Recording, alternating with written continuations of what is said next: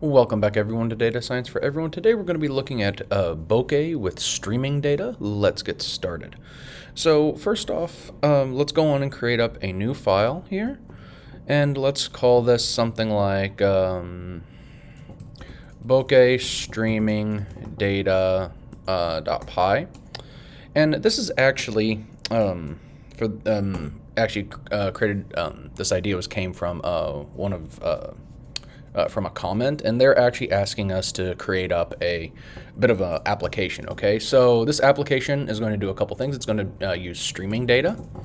Now we are going to let me actually just put another little bit of a note here. Is that we're going to just generate some.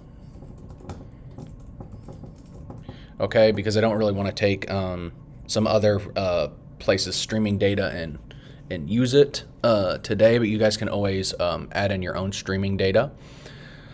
And then actually what we're going to do later on in another video, we're going to create up a DigitalOcean account, and we're actually going to make this into a server app. Okay, but it's going to take us maybe 2 or 3, maybe up to 4 videos to do that. But this is kind of going forward, okay, with what we're going to be doing. So let's go on and actually start up with the streaming data idea. So from bokeh.io, we're going to import in here the cur doc, because we are going to be doing this as a bokeh server. Okay, so then from bokeh.models, in here we're going to import in here a column data source. We're going to grab a date, time, tick formatter. We're also going to grab in select. Now, so let me kind of tell you guys kind of what the idea of this is. Let's say that you have some stock streaming data. Okay, this is going to be very similar to some of the other, like our financial dashboard application that we used. Okay, you're going to be able to select between, let's say, a couple different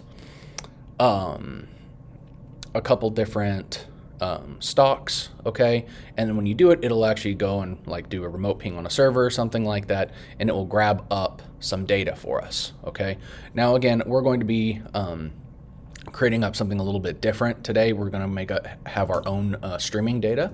So we're also going to want bokeh layouts. We're going to import in here. What do we want in here? It's just layout, actually. And then from bokeh.plotting, we're going to import in here figure. And then from date time, we're going to import date time. And then from math, import radians. And here, the reason for this is we're going to rotate the axis ticks for us, okay? So then, for example, our dates are going to be relatively long, and so we want to curve them to the side, okay? So maybe something like at a 70 or 80 degree angle or something like that. And then finally, for our random number generator, we're going to import numpy as np. All right, in this next part, we're going to create our figure, or our plot, and so p is equal to figure x-axis in here of the type is going to be date time. And since this is going to be some financial data, we want it to be long. So let's say that we have a standard width in here of 900 and a height in here of, let's say, maybe 350. Okay, and I'm actually going to change this to F for figure for today. No, that's going to be confusing. I usually use P, so let me just keep it as P.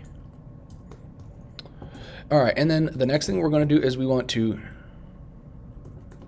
generate some data. Okay, and this is going to be what we're going to be using as a streaming data source. So def create value, and so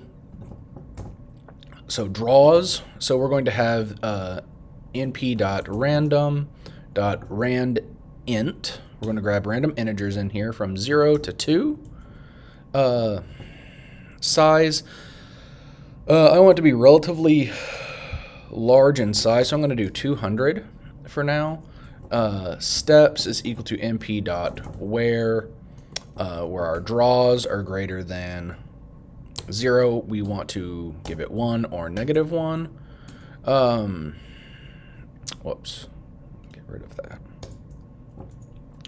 And then walk. So what we're actually creating in here is technically a random walk. Okay, and what we're actually having it do is it's going to be having a cumulative sum. So every time it's going to generate 200 numbers, okay? And then for each one of those random walks, it's going to it's going to be drawing a number up, okay? And then it's going to be giving us basically like a +1 or a -1 as long as the draw is, if it's over 0 or over 0, it's going to give us 1. If it's less than 1, it's going to give us -1. So then we'll actually get this kind of like up and down motion for ticks, and then it's going to sum those over for those 200, and that's going to give us our actual values. And again, so our values will always be between -1 and 1. Okay, in that area, it's going to be negative and positive hovering around. So you can think about this as kind of like the returns. But I'm also going to add in here and say walk -1. So it's going to grab the last cumulative step. Okay, and this is going to be able to generate just a little bit of randomness in it for us. So that's going to be generating some value each time. Okay, and again, we could do this as 50, or we could do it as 200, but I just picked 200 just because, okay? And there are a bunch of other ways you guys can create random walk data, okay? I'm not saying that this is correct or not. I'm just saying this has just happened to be one that I've used before. So let's also go on and create our data source. So here we'll say our source is equal to our column data source.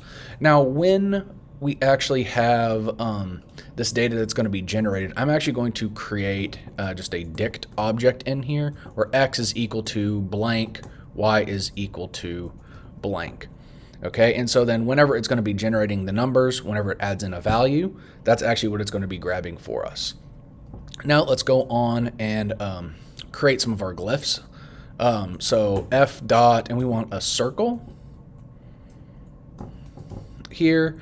X is going to be of some value x, y is going to be of some value, oops, let me get out of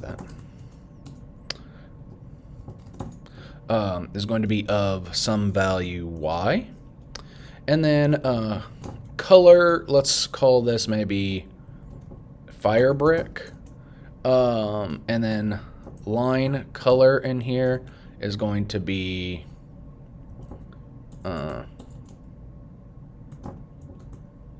was going to say fire brick as well. Our source is source. F dot line. So this is, we're going to be having our line graphs here. Is going to be x, y is equal to y. Our source is just going to be source. Now, since we've actually gone on and created up our lines and everything, again, right now everything is empty. Okay, so nothing, and this is not F, this is P. I changed this to P before. So now we're going to actually have to create an update function, okay, for a callback. So I'm going to create up in here, create a periodic callback function.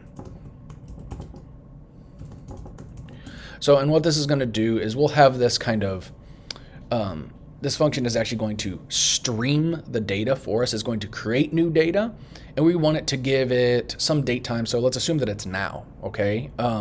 So let's def update, and we want our new data to equal some dictionary of data.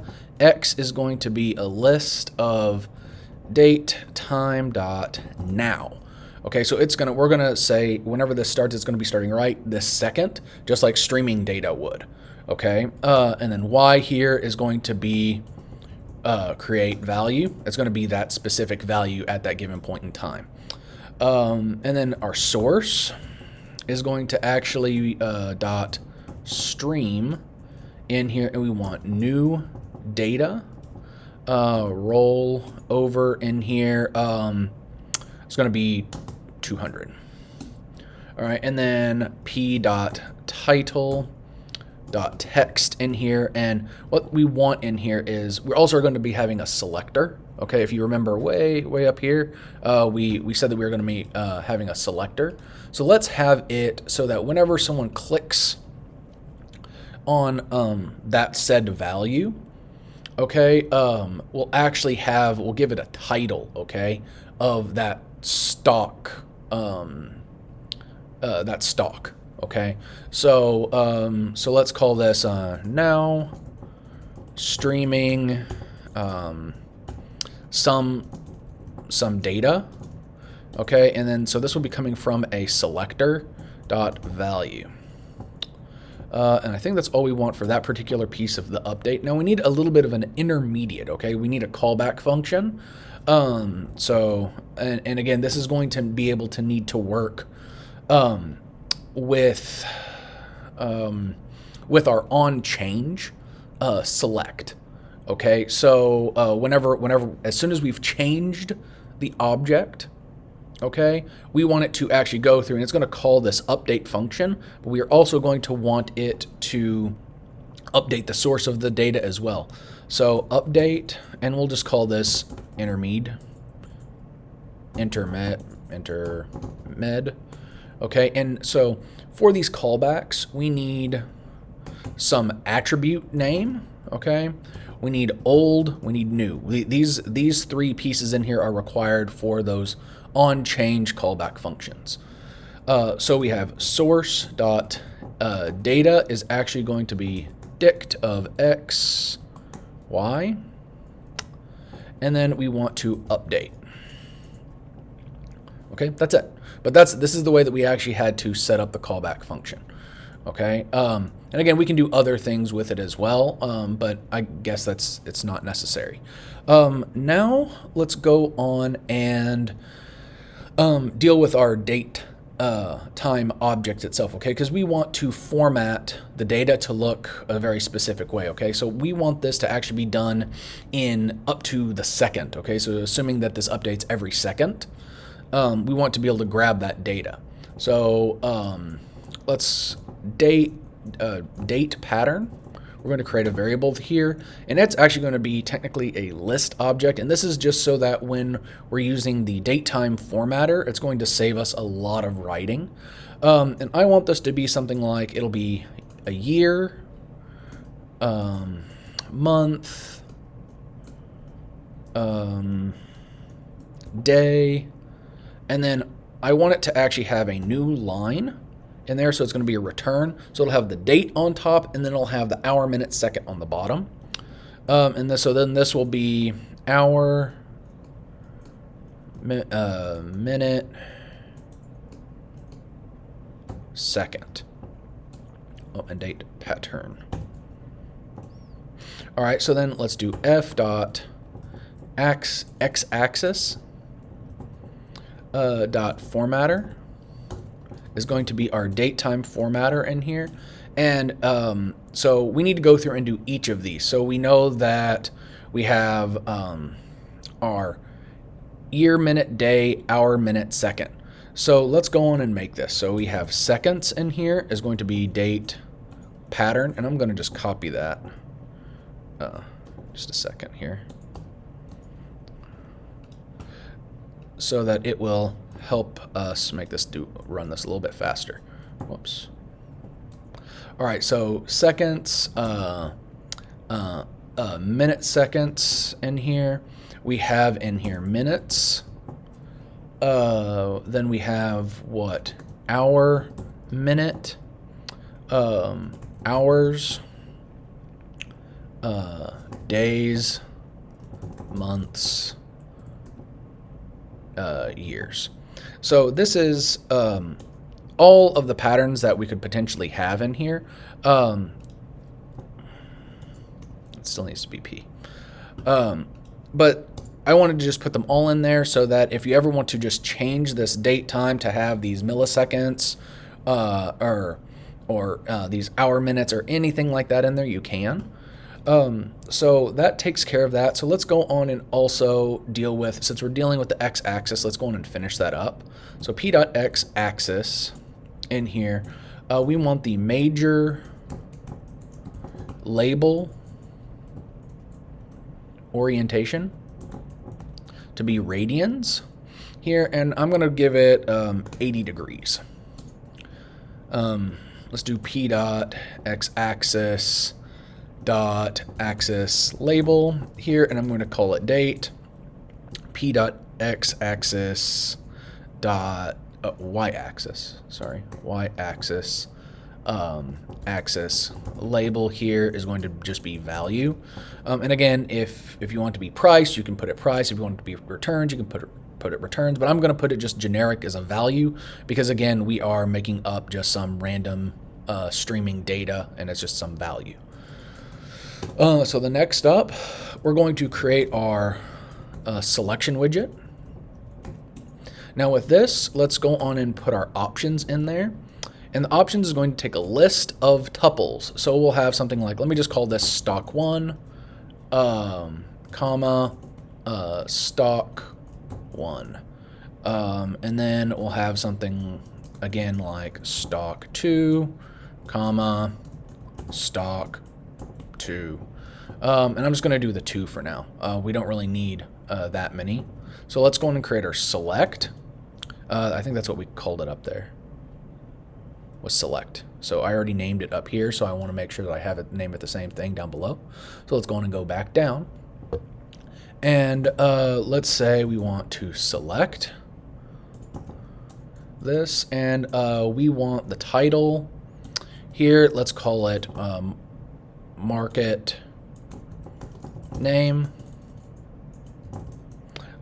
We want the value. The initial value will just be stock 1. And this has to match up here. Okay, so this stock 1 needs to match up with stock 1 up here. And then options is equal to options. Then the next thing is select dot on change here. We want the value. And then it's the update intermediate in there is going to be our callback. So let's go on and configure the layout.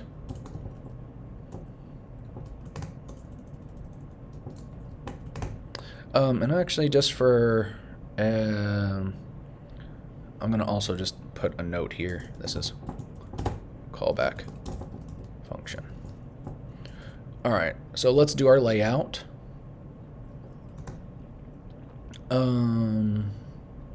And I'm going to call that, layout, and actually I'll call this my layout. No, lay underscore out.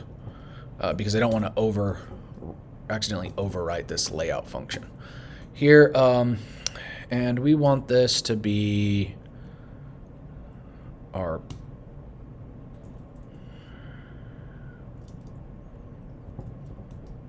okay, so what we're going to do here, all right, and you can see this as is. We're going to have a single column, okay? And then we're going to have, in the first row, we're going to have our plot, and then the second row, just below that, we're going to have our selector.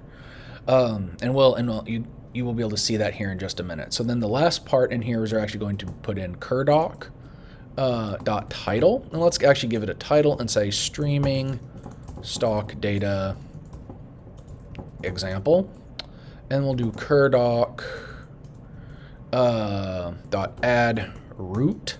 And here is going to be our layout that we created, and then curdoc here dot add periodic callback.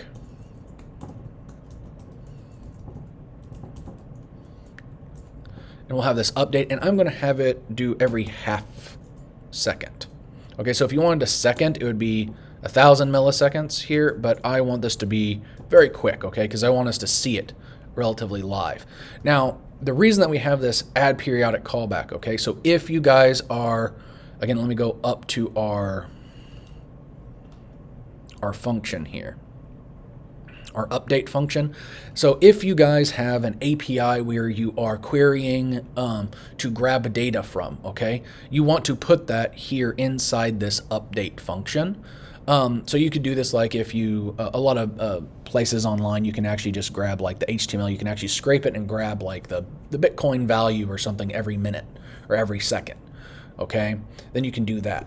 You just got to see how often they update their data as well, and you can just put that, all of that, or if you have an API, you can put it right here inside of this update function, and then use this add periodic callback, and it'll run it every, like here is about every half second. Okay, so I think this is going to be it. So let me save this. Let me get inside my my directory here. All right, and then let me bring this up so you guys can see what I'm typing in here.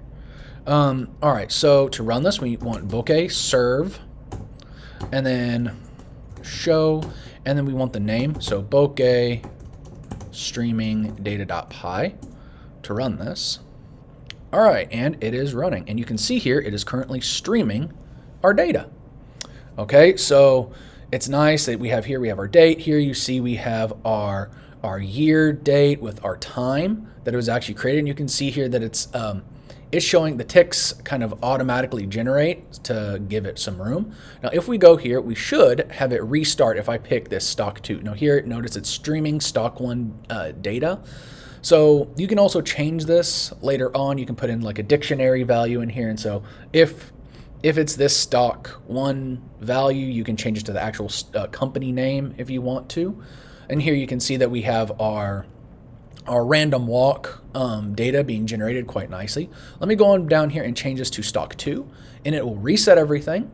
And then it starts querying at that exact moment what that streaming data is, and it will just constantly keep running for you, okay?